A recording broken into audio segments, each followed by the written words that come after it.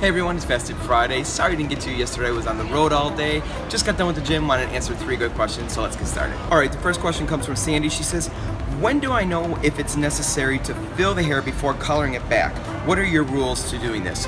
So anytime you're going more than 2 shades darker, you want to put the underlying pigment back in the hair. So think about it, what's missing?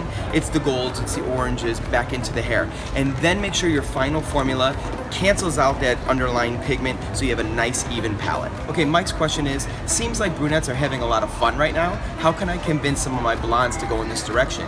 So really cool question, because a lot of people want to transition from light to dark for the fall and winter season, but are afraid to lose the lightness around the face. So start when they come in and they have that rooted look from their outgrowth to adding low lights instead of putting back highlights all the way to the new growth. So keeping that rooted look, adding some low lights through the interior section, but make sure you keep the lightness around their face. The number one thing that scares women is when they go from light to dark that they feel really dark around the face and it closes in their face. So make sure you take it gradual, and when you use your glaze, inch by inch, time by time, go a little bit deeper with the glaze. So take it into a nice transition from light to dark.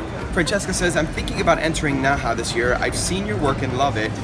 Where do you find your inspiration and what suggestions do you have? Great question. So I find inspiration from the craziest of places, from landscape to architecture to people around me to things that are happening in my life. But my suggestion to you would be really storyboard out your thought. Make sure you think of everything, including the hair, the makeup, the environment, the wardrobe, the lighting, the background. All of that comes into play to getting a really great collection.